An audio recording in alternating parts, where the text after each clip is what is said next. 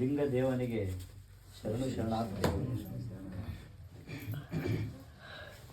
ಮಾನವನಲ್ಲಿ ಅರಿವು ನೆಲೆನಿಲ್ಲಲು ತತ್ವ ಬೋಧನೆಗೆ ಕೊಟ್ಟಂತ ವಿಶ್ವಗುರು ಬಸವಣ್ಣನವರಿಗೆ ಶರಣು ಶರಣಾರ್ಥಿಗಳು. ಈ ಧರ್ಮವನ್ನು ನವಚೈತನ್ಯವಾಗಿ ಶಕ್ತಿಯನ್ನು ತುಂಬಿದಂಥ ಲಿಂಗಾನಂದ ಸ್ವಾಮೀಜಿಯವರಿಗೆ ಶರಣು ಶರಣಾರ್ಥಿಗಳು. ಅಕ್ಕ ಮಹಾದೇವಿಯ ಎರಡನೇ ರೂಪವನ್ನು ತೋರಿಸಿದಂಥ ಈ ಜಗತ್ತಿಗೆ ಮಾತೆ ಮಹಾದೇವಿಯವರಿಗೆ ಶರಣು ಶರಣಾರ್ಥಿಗಳನ್ನು ಅರ್ಪಿಸುತ್ತಾ ನಮ್ಮ ಎಲ್ಲ ಶರಣು ಬಂಧುಗಳಿಗೆ ಶರಣು ಶರಣಾರ್ಥಿಗಳನ್ನು ಅರ್ಪಿಸುತ್ತಾ ನನ್ನ ಒಂದು ಎರಡು ಅನುಭವದ ಮಾತುಗಳನ್ನು ನಮ್ಮ ಲಿಂಗಾಯತ ಧರ್ಮದವರಿಗೆ ನಾನು ಸಂದೇಶವನ್ನು ಕೊಡ್ತಾ ಇದ್ದೀನಿ. ಲಿಂಗಾಯತ ಅಂದರೆ ಒಂದೇ ಸಂದೇಶ. ಈ ನಮ್ಮ ಫಲ ಬೆಳ್ತೀವಲ್ರಿ, ಅಂದರೆ ಇವಾಗ ನಾವು ಲಿಂಗಾಯತ ಧರ್ಮ ಎಂಥ ಧರ್ಮ ಅಂದರೆ ಇವಾಗ ನಾವು ಇವತ್ತಿನ ದಿವಸ ಏನಾಗ್ಬಿಡತ್ತಪ್ಪ ಅಂದರೆ ಫಲ ಕೊಡದೇ ಇರ್ತಕ್ಕಂಥ ಮರಕ್ಕೆ ಹೋಗಿ ನಾವು ನೀರು ಹಾಕ್ತಿದ್ದೀವಿ. ಫಲ ಕೊಡ್ತಾ ಇಲ್ಲ ಅಂತ ಮರಕ್ಕೆ ಹೋಗಿ ನಾವು ನೀರು ಹಾಕ್ತಿದ್ದೀವಿ ಇವತ್ತಿನ ದಿವಸ. ಅದು ನೀವು ಹಣ್ಣು ಬಿಟ್ಟರು ಕೂಡ ನೀವಂತೂ ತಿನ್ನಂಗಿಲ್ಲ ಮರದಲ್ಲಿ. ಅಂಥದ್ದು ಯಾವುದಪ್ಪ ಅಂದರೆ ಒಂದು ದೇವಸ್ಥಾನ. ಆ ದೇವಸ್ಥಾನಗಳಿಗೆ ಏನು ಹೋಗ್ತಾರಲ್ಲ ನೀವು, ಅಲ್ಲಿ ನೀವು ನೋಡ್ರಿ, ತಿರುಪತಿಗೆ ಹೋಗ್ಲಿ, ಒಂದು ಯಾವುದೇ ಒಂದು ದೇವಸ್ಥಾನಕ್ಕೆ ಹೋಗ್ಲಿ, ಹೋದ ತಕ್ಷಣ ಅಲ್ಲಿ ಇರ್ತಕ್ಕಂಥ ಟೈಮ್ನಾಗ ನಿಮಗೆ ಭಕ್ತಿ ಇರ್ತದೆ, ಅಳವಡ್ತದೆ. ಅಲ್ಲಿ ಇದ್ದ ಟೈಮ್ನಾಗ ಮಾತ್ರ, ಬಂದ ಮೇಲೆ ಆಗೈತೆ ಮತ್ತೆ ಯಥಾ ರೀತಿ ನೋಡ್ರಿ, ಯಾವುದೇ ಒಂದು ಸ್ವಾಮಿ ಮಾಲೆ ಹಾಕಿರ್ಲಿ, ಮಾಲೆ ಹಾಕಿದ ತಕ್ಷಣ 18-20 ದಿವಸ ಅದೇ ಡ್ರೆಸ್ನಾಗ ಇರ್ತಾನಲ್ಲ, ಹಂಗಾಗಿ ಅದೇ ಭಕ್ತಿ ಹಂಗೆ ಇರ್ತದೆ. ಬಿಚ್ಚಿ ಬಂದ ತಕ್ಷಣ ಫಸ್ಟ್ ಯಾವಾಗ ಹೋದೇನಪ್ಪ ಅನಿಸುತ್ತೆ, ಅವನು ಮತ್ತೆ ಪೂರ್ವಭಾವಿ ಹೋಗ್ಬಿಡ್ತಾನೆ. ಇದು ಹಂಗಲ್ಲ. ಲಿಂಗ ಬಸವಣ್ಣವ್ರು ಕೊಟ್ಟಿದ್ದು, ಬಸವಣ್ಣವ್ರು ಅರ್ಥಕೊಂಡು ಕೊಟ್ಟಿರೋದು ಇದು. ಜನಗಳಿಗೆ ಎಷ್ಟು ಹೇಳಿದ್ರು ಅರಿವು ನೆಲೆ ನಿಲ್ತಾ ಇಲ್ಲ, ಅರಿವು ಅಂತಕ್ಕಂಥದ್ದು ಮೂಡ್ತಾ ಇಲ್ಲ. ಒಂದು ಗುಡಿ ಕಟ್ಟಿದ್ವಿ, ಗುಡಿ ಹೋಗಿ ಬಂದ್ರೆ ಆಯ್ತು, ಮತ್ತೆ ತಮ್ಮ ಕಾರ್ಯ ತಾವು ಮಾಡ್ತಾರ. ಅದಕ್ಕೋಸ್ಕರನೇ ಇಷ್ಟಲಿಂಗವನ್ನು ಕೊರಳಲ್ಲಿ ಕೊಟ್ಟರವರು. ಜನಗಳಿಗೆ ಅರಿವು ನೆಲೆ ನಿಲ್ಬೇಕಪ್ಪ ಅಂದರೆ, ತಮ್ಮ ಮಕ್ಕಳಿಗೆ ಯಾವುದೇ ರೀತಿ ನಮ್ಮ ಮಕ್ಕಳು ಉದ್ಧಾರ ಆಗ್ಬೇಕಪ್ಪ ಅಂದರೆ, ನಾನು ಎಲ್ಲ ಗುಡಿಗಳು ಹೋಗ್ತಿದ್ದೆ, ಹೋಗಿ ಬಂದ್ಮೇಲೆ ಮತ್ತೆ 3 ತಿಂಗಳು ಮತ್ತೆ ಹೋಗ್ಬೇಕು. ಯಾವುದೇ ಅಲ್ಲಿ ಗುಡಿ ತಿರುಪತಿ ತಿಮ್ಮಪ್ಪಗೆ ಹೋಗ್ತೀವಿ ಅಂದ್ಕೊಳ್ರಿ, ಅಲ್ಲಿ ಹೋದ್ಮೇಲೆ ಅವತ್ತಿನ ದಿವಸ ಭಾಳ ಭಕ್ತಿ, ಅಲ್ಲಿ ದೇವ್ರು ನೋಡುತ್ತೆ. ಅದು ಯಾಕೆ ಅಲ್ಲಿ ಕಲ್ಲನ್ನು ನೋಡಿದ್ರೆ ನಮಗೆ ಭಕ್ತಿ ಬರಲ್ರಿ. ನಾವು ಮನಸ್ಸಲ್ಲಿ ಅಂದ್ಕೊಂಡ್ರೆ ಮಾತ್ರ ಭಕ್ತಿ ಬರಕ್ಕೆ ಸಾಧ್ಯ, ಅದು ಭಕ್ತಿ ಮೂಡಕ್ಕೆ ಸಾಧ್ಯ. ಅದು ಭಕ್ತಿ ಅಂತಕ್ಕಂಥದ್ದು ಹೆಂಗೆ ಮೂಡ್ತಂದ್ರೆ, ನಾವು ಮನಸ್ಸಲ್ಲಿ ಯಾವುದು ಚೈತನ್ಯ ಶಕ್ತಿ ಇರ್ತಕ್ಕಂಥದಕ್ಕೆ ಮಾತ್ರ ನಮಗೆ ಭಕ್ತಿ ಮೂಡಕ್ಕೆ ಸಾಧ್ಯ. ಯಾವುದು ಚೈತನ್ಯ ಶಕ್ತಿ ಇಲ್ವೋ ಅಲ್ಲಿ ಭಕ್ತಿ ಇರಲಿಕ್ಕೆ ಸಾಧ್ಯನೇ ಇಲ್ಲ. ಇವಾಗ ನಾನು ಇಲ್ಲಿ ಬಂದು ಹೇಳ್ತಾ ಇದ್ದೀನಿ ಅಂದರೆ ಕೇಳಿದ್ದು ಹೇಳ್ತಾ ಇದ್ದೀವಿ. ಕೇಳಿದ್ದು ಯಾವುದು ನಾನಲ್ಲ, ನಮ್ಮಲ್ಲಿರ್ತಕ್ಕಂಥ ಮನಸ್ಸು ಆ ಕಡೆ ಕೊಡ್ತು, ಅದಕ್ಕೋಸ್ಕರ ಅದನ್ನು ಚಿತ್ತದಲ್ಲಿ ಇಟ್ಕೊಂತು, ಅದಕ್ಕೋಸ್ಕರ ನಾವು ಬಂದು ನಿಮಗೆ ಹೇಳ್ತಾ ಇದ್ದೀವಿ. ಅದೇ ನಾವು ಮನಸ್ಸು ಮಾಡಿಲ್ಲ, ನಾವು ಕೇಳಿಲ್ಲ ಅಂದರೆ ನಾವೇನು ಹೇಳಕ್ಕೆ ಸಾಧ್ಯ ಆಗ್ತಿದ್ದಿಲ್ಲ. ಬಸವಣ್ಣವ್ರು ಕೊಟ್ಟಂಥ ಧರ್ಮ ಎದಕ್ಕೋಸ್ಕರ ಕೊಟ್ರಪ್ಪ ಅಂದಿವ್ರು, ಒಂದು ಮನುಷ್ಯನು ಹಿಂಗೆ ಅರಿವಿಲ್ದಂಗೆ ಜೀವನ ಮಾಡಿಬಿಡ್ತಾನೇನು, ಮುಂದೆ ಯಾವ ಪಥದಲ್ಲಿ ನಡಿಬೇಕಂತೇಳಿ ನೋಡ್ರಿ. ಶಿವಯೋಗ ಸಾಧನ ಅಂತ ಕೊಟ್ಟರ. ಯಾರೇ ಆಗಲಿ ಒಂದು ಗುಡಿ ಕಟ್ಟಿದ್ರೆ ಅಲ್ಲಿರ್ತಕ್ಕಂಥ ಗರ್ಭದ ಗುಡಿಗೆ ಹೋಗೋಕೆ ನೀವು ಅಧಿಕಾರ ಇಲ್ಲ. ನೀವೇನು ಮಾಡ್ತಾರೆ, ಹೋಗ್ತೀರಿ, ಕೈ ಮುಗ್ತೀರಿ, ಬರ್ತಾರೆ ಅಷ್ಟೇ, ಆಯ್ತು. ಇಷ್ಟೇ ಭಕ್ತಿ ಅನ್ಕಂತ್ರಿ. ಭಕ್ತಿ ಅಂತಕ್ಕಂಥದ್ದು ಅಷ್ಟಲ್ಲ, ನೀವು ಎದೆ ಮೇಲೆ ಇಷ್ಟಲಿಂಗವನ್ನು ಕಟ್ಟಿಕೊಂಡ್ರೆ ನಿಮಗೆ ಸದಾ ನಿಮಗೆ ಭಕ್ತಿ ಇರ್ತದಂತೇಳಿ ಇಷ್ಟಲಿಂಗವನ್ನು ಕೊಟ್ಟರು. ಸದಾ ಭಕ್ತಿ ಹೆಂಗೆ ಮೂಡ್ತದಪ್ಪ ಅಂದ್ರೆ, ಇದು ನೀವು ದಿನನಿತ್ಯ ಲಿಂಗ ಪೂಜೆಯನ್ನು ಮಾಡ್ಕೊಂತೀರಲ್ರಿ, ಲಿಂಗ ಪೂಜೆಯನ್ನು ಮಾಡ್ತಾ ಧ್ಯಾನ ಮಾಡ್ತಿರಲ್ಲ, ಲಿಂಗ ನೋಡ್ತಾ ನೀವು ಧ್ಯಾನ ಏನು ಮಾಡ್ತಾರಲ್ಲ, ಆ ಲಿಂಗ ಧ್ಯಾನದಲ್ಲಿ ನೀವು ಸದಾ ನೀವು ಹೇಳಿದ್ದು ಕೂಡ ನಿಮ್ಮ ಮಕ್ಕಳಲ್ಲಿ ನೆನಪಿರಕ್ಕೆ ಸಾಧ್ಯನೇ ಇಲ್ಲ. ಅವ್ರ ಟೀಚರ್ ಹೇಳಿದ್ದು ಕೂಡ ನೆನಪಿರಕ್ಕೆ ಸಾಧ್ಯ ಇಲ್ಲ. ಲೌಕಿಕವಾಗಿ ಅಷ್ಟೇ ಅದು. ಅಂದರೆ ಅದು ಎಷ್ಟು ಪಾಠದಲ್ಲಿ ಇರ್ತಕ್ಕಂಥ ಮತ್ತೆ 3 ತಿಂಗಳು ಇರ್ಬೋದು, 6 ತಿಂಗಳು ಮತ್ತೆ ಮರ್ತು ಹೋಗ್ತಾರೆ ಅದನ್ನು. ಅದು ಶಾಶ್ವತವಾಗಿ ನೆಲೆ ನಿಲ್ಬೇಕಂದ್ರೆ ಲಿಂಗ ಧ್ಯಾನ ಮಾಡ್ತಕ್ಕಂಥ ವ್ಯಕ್ತಿಗೆ ಮಾತ್ರ ಅದು ನೆಲೆ ನಿಲ್ಲಕ್ಕೆ ಸಾಧ್ಯ. ಅದು ಸ್ವಂತ ಅರಿವು ಮೂಡ್ತಕ್ಕಂಥದ್ದು ಕೂಡ ಶಕ್ತಿ ಬರ್ತದೆ. ಯಾವುದು ಲಿಂಗ ಧ್ಯಾನ ಮಾಡ್ತಾ ಇದ್ರೆ ಮಾತ್ರ.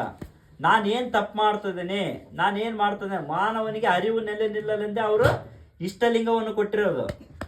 ಸ್ವತಃ ಯಾರಿಗೂ ಯಾವುದೇ ಒಬ್ಬ ವ್ಯಕ್ತಿಗೆ ಸ್ವಂತ ಜ್ಞಾನ ಬರಕ್ ಸಾಧ್ಯನೇ ಇಲ್ಲ. 12 ವರ್ಷ ಸತತವಾಗಿ ಯಾರು ಬಸವಣ್ಣವ್ರು ಕೂಡ ವಿಗ್ರಹ ಪೂಜೆಯನ್ನೇ ಮಾಡಿದ್ರು. ಅದೇ ಕಲ್ಲು ದೇವರನ್ನ ಅವರು ಕೂಡ ಪೂಜೆ ಮಾಡಿದ್ದು. ಅವಾಗ ಅವ್ರಿಗೆ ಅರ್ಥ ಆಯ್ತು, ಇಷ್ಟೆಲ್ಲ ಮಾಡಿದ್ರು ಕೂಡ ನಮಗೆ ಇದು ಎಲ್ಲರಿಗೆ ಏನು ಕೊಟ್ಟಂಗಾಯ್ತು ಸಂದೇಶ ಅಂತ ನೋಡಿದ್ರು ಅವರು. ಅವಾಗ ತಾವೇ ಗುರುವಿನ ಕಡೆಯಿಂದನೇ, ಅವರಿಗೆ ವ್ಯಕ್ತಿ ಗುರುನೇ ಇಲ್ಲ ಅವರಿಗೆ. ಯಾರು ಅವರಿಗೆ ಬೋಧನೆ ಎಲ್ಲ ಓದಿ ತಿಳ್ಕೊಂಡಿರ್ಬೋದು ಅಷ್ಟೇ ಆಗಲಿ, ಸ್ವತಃ ಗುಣಗಳನ್ನ ಬೆಳೆಸ್ಕೊಂಡಿದ್ದು ಮಾತ್ರ ಅವರು ಲಿಂಗ ಯೋಗದಲ್ಲಿನೇ ಬೆಳೆಸ್ಕೊಂಡ್ರು. ಅವರು ಸ್ವಂತ ಅವ್ರ ಗುಣಗಳು ಏನಿದಾವಲ್ಲ ಲಿಂಗದಲ್ಲಿನೇ ಬೆಳೆಸ್ಕೊಂಡ್ರು. ಅಂತ ವಿಶ್ವ ಚೈತನ್ಯ ಶಕ್ತಿಯನ್ನು ಕೊಡ್ತಕ್ಕಂಥದ್ದು ಈ ಲಿಂಗಾಯತರು. ಈ ಲಿಂಗವನ್ನು ಬಿಟ್ಟು ಗುಡಿಗೆ ಹೋದ್ರೆ ಮಾತ್ರ ಯಾವುದೇ ಫಲ ಇಲ್ಲದ ಮರಕ್ಕೆ ನೀವು ಗುಡಿಗೆ ಹೋದಂಗೆ ಇರ್ತದೆ ನೋಡ್ರಿ. ಫಲನೇ ಕೊಡ್ಲಾರ್ದಂಥ ಮರಕ್ಕೆ ನೀವು ನೀರು ಎರ್ದಂಗೆ ಇರ್ತದೆ. ನೀವು ಯಾವತ್ತು ದಿನನಿತ್ಯ ಸಾಕು, ನೀವೇನು ಮಾಡ್ಬೇಡ್ರಿ, ಒಂದು ಸ್ವಲ್ಪ ನೀರು ವಿಭೂತಿ ಇಷ್ಟೇ ಸಾಕು. ಅದನ್ನ ದಿನನಿತ್ಯ ನೀವು ಕೈಯಲ್ಲಿ ಇಟ್ಕೊಂಡು ಇಷ್ಟಲಿಂಗ ಪೂಜೆ ಮಾಡ್ಕೊಂಡು ನಿಮ್ಮ ಕಾರ್ಯ ನೀವು ಮಾಡ್ಕೊಂತಿದ್ರೆ ಲಿಂಗಾಯತರು ಒಂದು ಒಳ್ಳೆ ಸ್ಥಾನಗಳು ಸಿಗ್ತವೆ ಈ ಆಧ್ಯಾತ್ಮದಲ್ಲಿ. ಇಲ್ಲ ನೀವು ಇದನ್ನು ಲಿಂಗನೂ ಕಟ್ಕೋಣ ಯಾವ ಗುಡಿಗೆ ಹೋಗೋ ಅವಶ್ಯಕತೆ ಇಲ್ಲ. ಸುಮ್ಮನೆ ನಿಮ್ಮ ಮನೇಲಿ ನೀವು ಕಾಯಕ ಮಾಡ್ಕೊಂತಿಲ್ಲ, ಅದನ್ನು ಉತ್ತಮ. ಅದು ಬಿಟ್ಟು ನೀವೆಲ್ಲ ಗುಡಿ ಅಲ್ಲಿಗೆ ಹೋದೆ ಇಲ್ಲಿ ಹೋದೆ ಅಂದ್ರೆ ಅದು ಕೂಡ ವೇಸ್ಟ್. ವಿಶ್ವಗುರು ಬಸವಣ್ಣನವರು ಲೋಕೋದ್ಧಾರಕ್ಕಾಗಿ ಇದನ್ನ ಮಾಡಿದ್ರು. ಮತ್ತೆ ಲಿಂಗಾಯತರು ಅಂದ್ರೆ ನೋಡ್ರಿ, ಫಸ್ಟ್ ಇದ್ದಿದ್ದು 4 ವರ್ಗಗಳು. ಇವತ್ತಿನ ದಿವಸ ಕೂಡ ಮತ್ತೆ ಅದನ್ನೇ ಎಣ್ತಿದ್ದಾರೆ. ಇವತ್ತಿನ ದಿವಸ 4 ವರ್ಗಗಳು. ಅದರಲ್ಲಿ ನಾವು 4ನೇ ವರ್ಗದ್ದು ದುಡಿಯೋ ವರ್ಗ. ಅವರು ದುಡಿಸ್ಕೊಳಕ್ಕೆ ನಮ್ಮ ತಕ್ಕ ರೆಡಿ ಇದ್ದಾರೆ. ಯಾವ ಥರ ದುಡಿಸ್ಕೊಂತಿದ್ದಾರಪ್ಪ ಅಂದ್ರೆ, ಬರ್ರಿ ಗುಡಿ ಬರ್ರಿ, ಹೋಗ್ರಿ, ದಕ್ಷಿಣ ಹಾಕ್ರಿ, ಹೋಗ್ರಿ, ಅಷ್ಟರ ಮಟ್ಟಿಗೆ. ಅದೇ ರೀತಿ ನೀವು ಕೂಡ ಮತ್ತೆ ಅದಕ್ಕೆ ಹೋಗ್ಬಾರ್ದು ಅಂತೇಳಿ ಬಸವಣ್ಣವ್ರು ನಿಮಗೆ ಇಷ್ಟಲಿಂಗವನ್ನು ಕೊಟ್ಟಿದ್ದು. ಈ ಧರ್ಮ ಅಂತಕ್ಕಂಥದ್ದು ಏನಂದ್ರೆ, ನಮ್ಮ ಲಿಂಗಾಯತ ಧರ್ಮದಲ್ಲಿ ಅಷ್ಟಾವರಣ, ಪಂಚಾಚಾರ, ಶಟಸ್ಥಳ ಇವುಗಳು ನಮಗೆ ಪ್ರಥಮವಾಗಿ ಗೊತ್ತಿರ್ಬೇಕು. ಲಿಂಗಾಯತರ ಅಂದಮೇಲೆ ಇವೇ ಗೊತ್ತಿಲ್ಲ ಅಂದ್ರೆ ಬೇರೆವೆಲ್ಲ ಗೊತ್ತದ ನಮ್ಗೆ, ಇವು ಮಾತ್ರ ಗೊತ್ತಿಲ್ಲ. ಇವೇನಿದಾವಲ್ಲ ಅಷ್ಟಾವರಣ ಮತ್ತೆ ಪಂಚಾಚಾರಗಳು ಗೊತ್ತಿಲ್ಲ. ಅವ್ರು ಹೇಳಿದ್ರು ಆಚಾರವೇ ಸ್ವರ್ಗ, ಅನಾಚಾರವೇ ನರಕ. ನಾವು ಆಚಾರದಲ್ಲಿಲ್ಲ, ನಾವು ಅದಕ್ಕೋಸ್ಕರ ನರಕದಲ್ಲಿ ಇರ್ತೇವೆ. ಆಚಾರ ಅವ್ರಿಗೆ ಬಸವಣ್ಣವ್ರು ಹೇಳ್ತಕ್ಕಂಥ ದಿನನಿತ್ಯ ಏನಿಲ್ಲ 3 ತೊಡುವೋ ಇಲ್ಲ 2 ತೊಡುವೋ ಇಲ್ಲ, ಕಷ್ಟ ಆದ್ರೂ 1 ತೊಡು ಮಾಡ್ಕಪ್ಪ ಇಷ್ಟಲಿಂಗ ಪೂಜೆನ ಅಂತ ಹೇಳ್ಯಾರ ಅಷ್ಟೇ.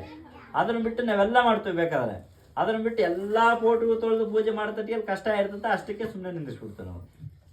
ಇನ್ನು ಭಕ್ತಿ ಮೂಡೋದಲ್ಲ, ಬರೀ ತೊಳೆದ್ರಾಗೆ ಸರಿ ಇರ್ತೀವಿ ನಾವು. ಅಲ್ಲಿ ಭಕ್ತಿ ಅಂತಕ್ಕಂಥದ್ದು ನಮಗೆ ಮೂಡಕ್ಕೆ ಸಾಧ್ಯ ಇಲ್ಲ. ದೇವರು ನೋಡ್ರಿ, ನಮ್ಮಲ್ಲಿರ್ತಕ್ಕಂಥ ಪರಮಾತ್ಮನನ್ನು ಒಂದು ಕನ್ನಡಿ ಐತ್ರೆ, ಆ ಕನ್ನಡಿ ಮುಂದೆ ನಾವು ಹೋಗಿ ನೋಡಿದ್ರೆ ಮಾತ್ರ ನಮ್ಮ ಮಕ್ಕ ಕಾಣಿಸುತ್ತೆ.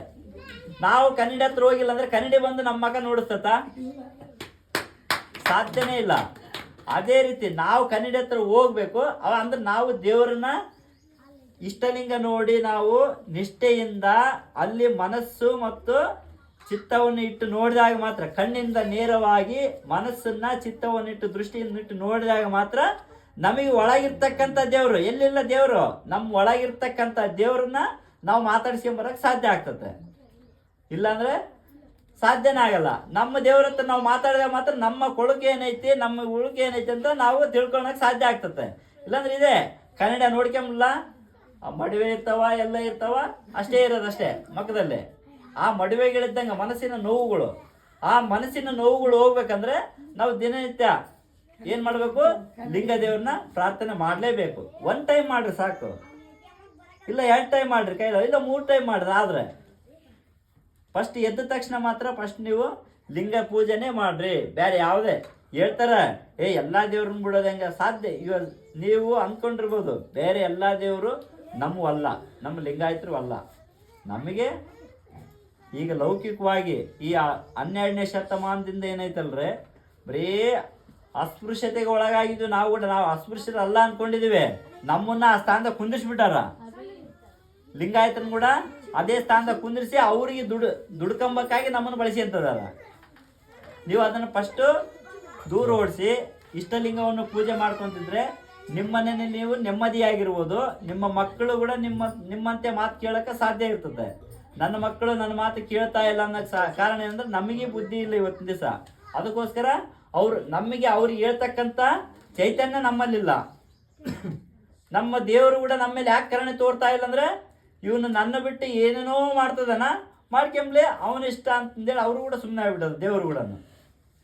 ನೋಡ್ರಿ ಅಪ್ಪ ಬಸವಣ್ಣನವ್ರು ಕೊಟ್ಟಿರ್ತಕ್ಕಂಥ ಇಷ್ಟಲಿಂಗ ನಮಗೆ ಗೊತ್ತಿಲ್ಲ, ಎಲ್ಲೋ ಜಗಲ ಮೇಲೆ ಇಟ್ಟು ಬರ್ತೀವಿ, ಇಲ್ಲ ಮನೇಲಿ ಇಟ್ಟು ಬರ್ತೀವಿ, ಇಲ್ಲ ಕಟ್ಟೋದೇ ಇಲ್ಲ. ಬೇಡ ಬಿಡಪ್ಪ ಇವತ್ತಿನ ದಿವಸ ಯಾಕೆ ಅಲ್ಲಿ ಜನ ನೋಡ್ರಿ ಅವ್ರು ಹೇಳಿದ್ರು ಯಾವುದೇ ಸೂತಕ ಇಲ್ಲ, ಯಾವುದೇ ಸೂತಕ ಇಲ್ಲ. ಒಂದು ರಜೆ ಸೂತಕ ಅಂದ್ರೆ ಸತ್ತೋರ್ದು ಮುಡ್ಸೆಟ್ಟು ಇಲ್ಲ, ಋತುಮತಿ ಆದ್ರೆ ಮುಡ್ಸೆಟ್ಟು ಇಲ್ಲ, ಮೈಲಿಗೆ ಆದ್ರೆ ಮುಡ್ಸೆಟ್ಟಿಲ್ಲ ಲಿಂಗಾಯತರಿಗೆ.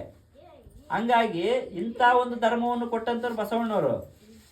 ನಾವೇನ್ ಮಾಡ್ತೀವಿ, ನಾವು ಯಾವುದೋ ಸಣ್ಣ ಜನತಕ್ಕೆ ಹೋದಾಗ ಇಷ್ಟಲಿಂಗನ ಹೆಂಗಪ್ಪ ಅಲ್ಲಿ ಹಾಕ್ಕೊಂಡು ಹೋಗೋದು, ಹೊಲಕ್ಕೆ ಹೋದ ಹೆಂಗೆ ಹಾಕ್ಕೊಂಡು ಹೋಗೋದು, ಒಂದು ಯಾವುದೇ ಇದಕ್ಕೆ ಹಾಕ್ಕೊಂಡು ಹೋಗೋದು ಹೆಂಗ, ಅವೆಲ್ಲ ಏನಿಲ್ಲ. ಪ್ರತಿಯೊಂದು ತಲೆನೂ ನೀವು ಇಷ್ಟಲಿಂಗ ಇದ್ರೆ ನೀವು ಉತ್ತಮರಾಗ್ತಿರಾಗ್ಲಿ, ನಿಮ್ಮಿಂದ ಅವರು ಕೂಡ ಕಳಂಕ ಹೋಗ್ತತೆ. ನಿಮ್ಮದೊಂದೇ ಅಲ್ಲ, ಅವ್ರ ಕಳಂಕ ಕೂಡ ಹೋಗ್ತದೆ. ಹಂಗೇನಿದ್ರೆ ಕಂಪಲ್ಸರಿ ನೀವು ಎಲ್ಲಿಗೆ ಹೋಗ್ಲಿ ಇಷ್ಟಲಿಂಗ ಮಾತ್ರ ನೀವು ಬಿಟ್ಟಿರ್ಲೇಬಾರ್ದು. ಇಷ್ಟಲಿಂಗ ಧರಿಸ್ತಂತ ನೀವು ಹೇಳ್ಬೋದು, ನಮ್ಮ ಹುಡುಗರು ಇದು ಕಳವಳದಲ್ಲ, ಏನೇನೋ ಎಲ್ಲಿಯೋ ತಿರುಗ್ತಾವ ಕಟ್ತಾ ಇಲ್ಲ ಅಂತ ಅಂದ್ರೂ ಕೂಡ ನೀವು ಹಠ ಮಾಡಿ ಕಟ್ಟಿಸ್ಲೇಬೇಕಾಗ್ತದೆ. ಇವತ್ತಿನ ದಿವಸ ಕಟ್ಸಿಲ್ಲ ಅಂದ್ರೆ ಮಾತ್ರ ಅವ್ರ ಮಾರ್ಗದಲ್ಲಿ ಅವ್ರು ಇರ್ತಾರ, ಆಗಲಿ ನೀವು ಅಂದ್ಕೊಂಡಂಗೆ ಮಾತ್ರ ಅವರು ಬರಕ್ಕೆ ಸಾಧ್ಯನೇ ಇಲ್ಲ. ಇಷ್ಟು ಹೇಳಿ ನನ್ನ ಒಂದು ಮಾತುಗಳನ್ನು